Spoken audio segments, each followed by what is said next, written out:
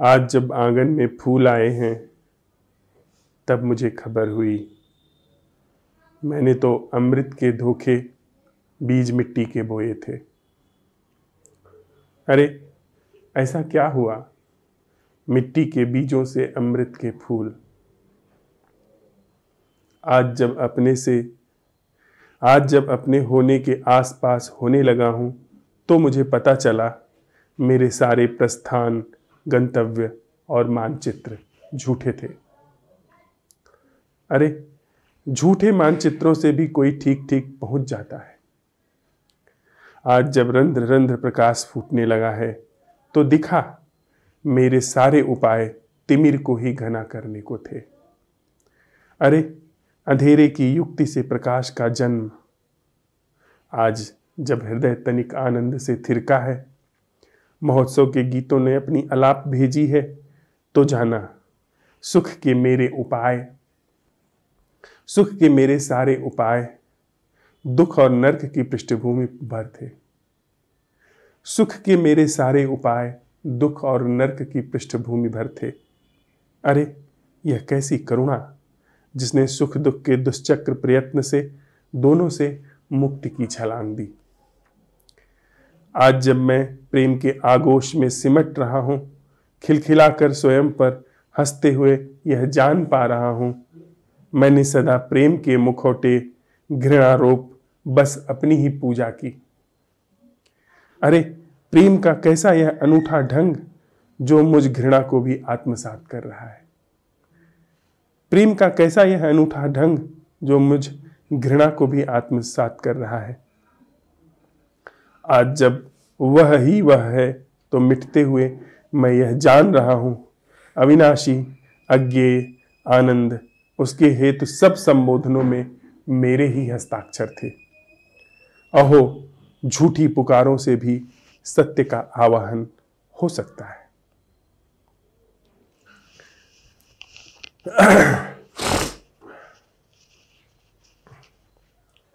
आज हमारी चर्चा में यह बात भी आई थी कि क्या यह सवाल उठाना यह भी एक कृत्य नहीं है। हमारा मन, ठीक है सर, नमस्ते। हमारा मन ऐसे ही काम करता है। वह उन क्षेत्रों में जहां पर लगातार सक्रिय है, कृत्य कर रहा है, उन क्षेत्रों पर कभी भी प्रश्न नहीं उठाता। लेकिन जब समाधान की बात आती है तो वहां भी वो कहता है कि यहाँ भी तो कृत्य है।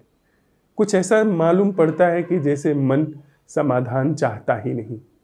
मन ने अपनी एक दुनिया बना रखी है, अपना एक साम्राज्य बना रखा है, और उस साम्राज्य के लिए वह चाहे दुख ही क्यों न हो, वही वह करने के लिए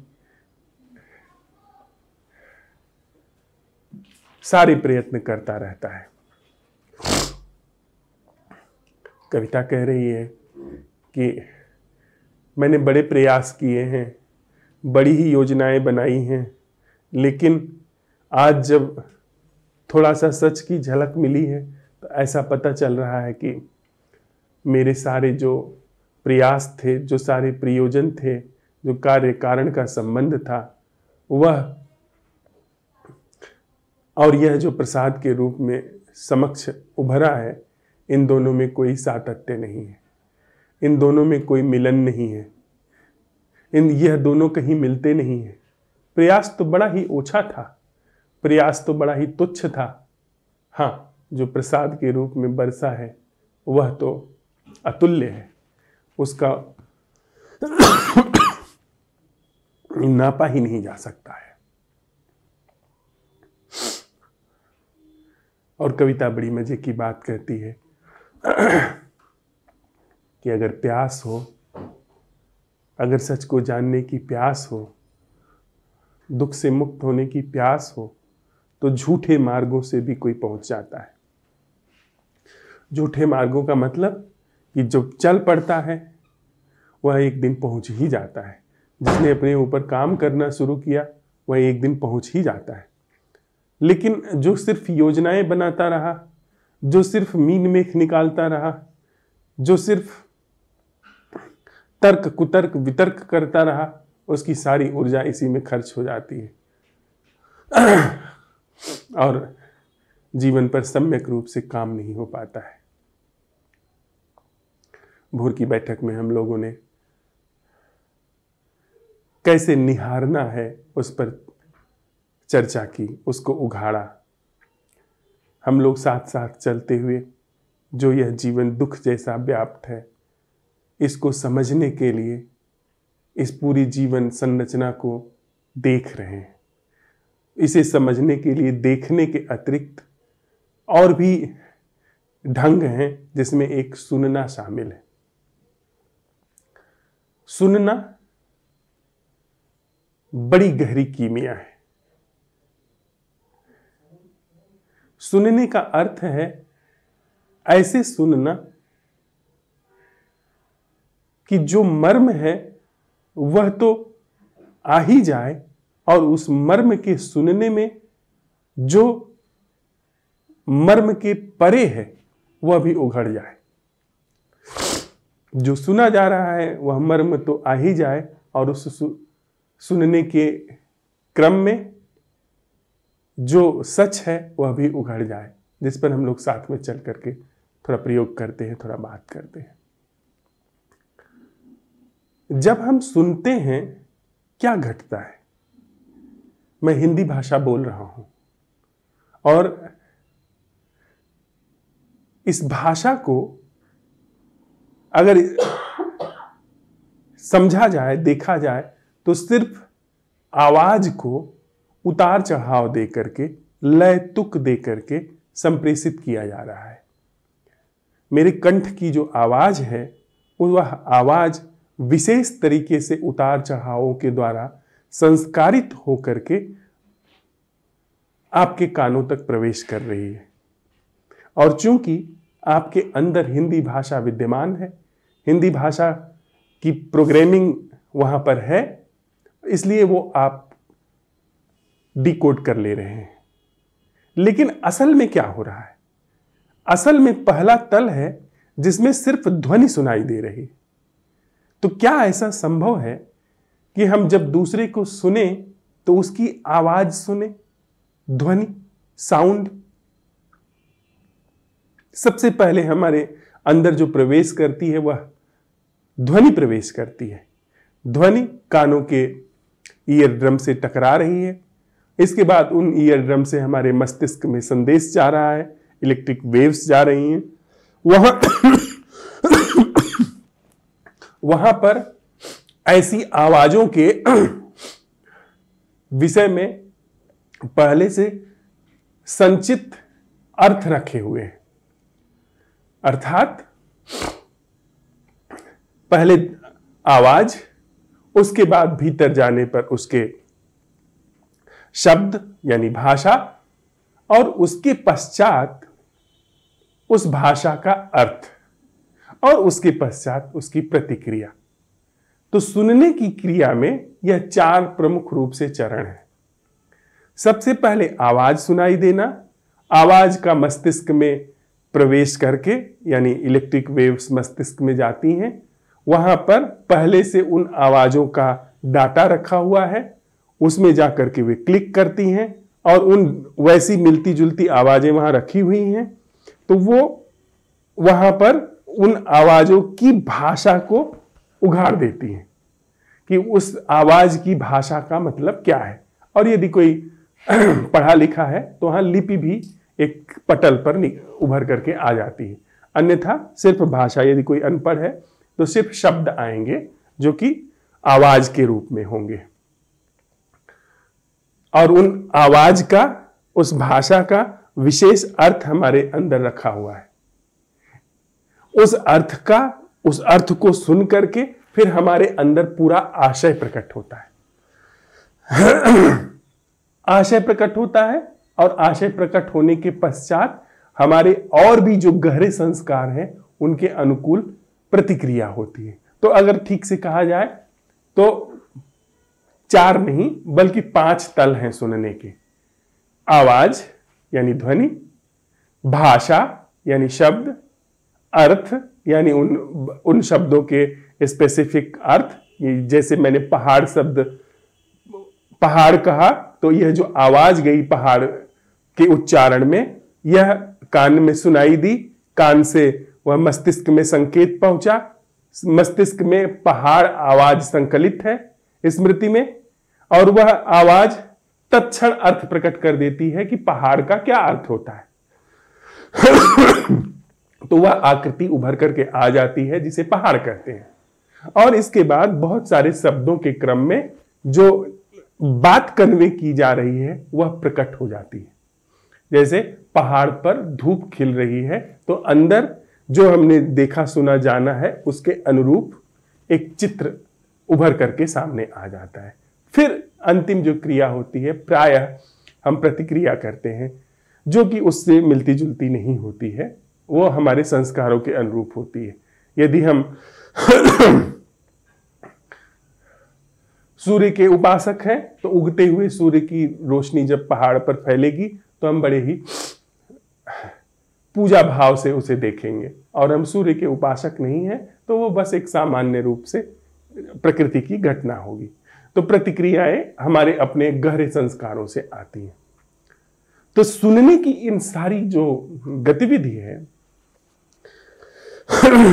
उसमें क्या हम अपने अंदर यह सवाल उठा सकते हैं कि जो ये पहला तल है जहां पर आवाज घट रही है, यह और वह जो अंतिम तल है जहां पर प्रतिक्रिया घट रही है, उन दोनों की अटेंडिंग समान रूप से हो सके। इन दोनों के बीच में जो बाकी 3 घटनाएं घट रही हैं वह इतनी सूक्ष्म है कि हमारे चेतन मन के लिए पकड़ने में संभव नहीं है। हमारा चेतन मन उन्हें पकड़ नहीं सकता है। यानी आवाज का भाषा में प्रवेश, भाषा का अर्थ में, अर्थ का अब आशय में, और उसके बाद प्रतिक्रिया। तो क्या हम जब दूसरे को सुन रहे हैं तो ऐसा संभव है कि आवाज भरपूर सुनी जाए? यानी जो भौतिक घटना घट रही है, आवाज भौतिक घटना है, वह पकड़ी जा सकती है। वह यहां पर जैसे कुर्सी रखी है, दीवार है, ऐसे ही आवाज एक ऊर्जा है। तो सबसे पहली और प्राकृतिक घटना है। तो क्या हम आवाज सुन सकते हैं दूसरे को सुनते समय?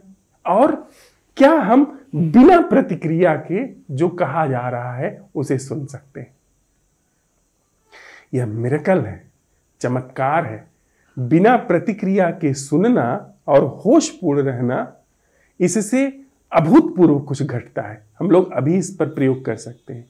जब आप मुझे सुन रहे हैं तो क्या यह आवाज जो घट रही है कान पर, इसको सुना जा सकता है?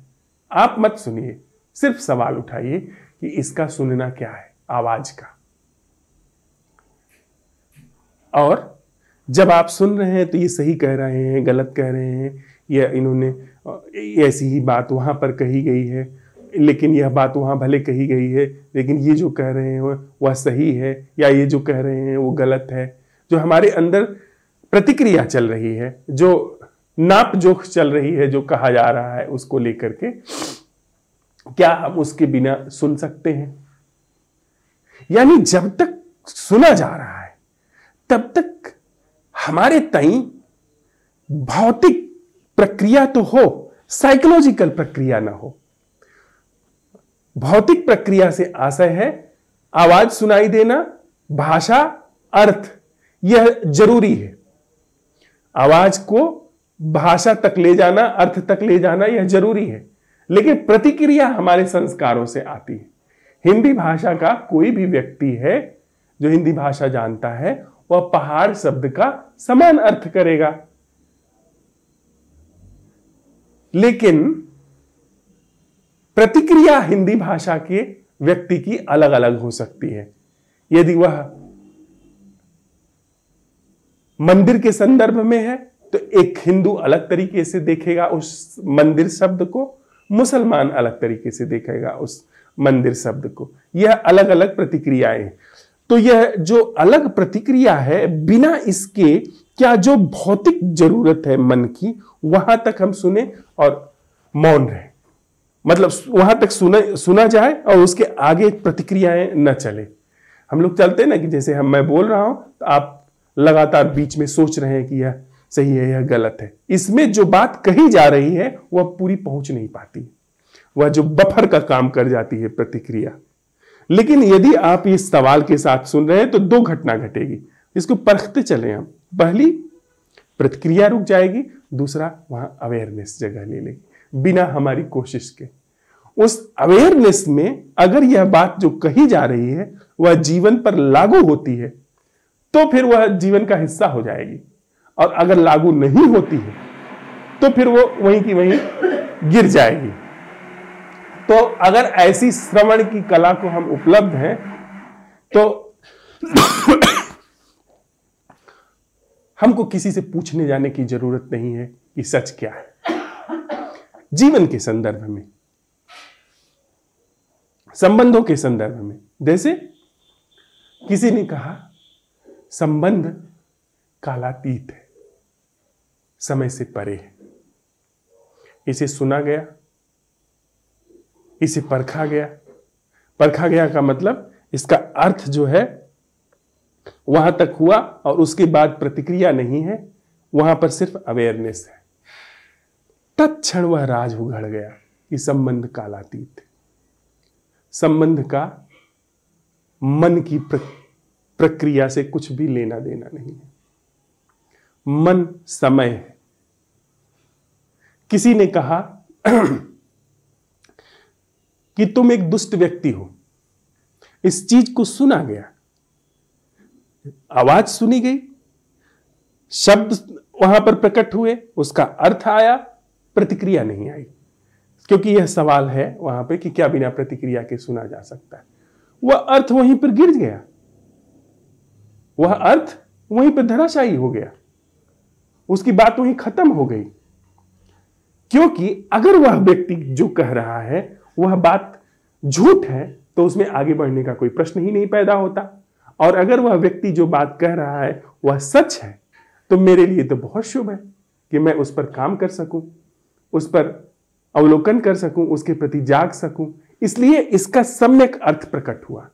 लेकिन अगर प्रतिक्रिया है तो तत्क्षण एक तिलिस्म खड़ा होगा कि इस व्यक्ति ने मुझे चोट पहुंचा दी, जबकि चोट पहुंचाई नहीं गई। दुष्ट होना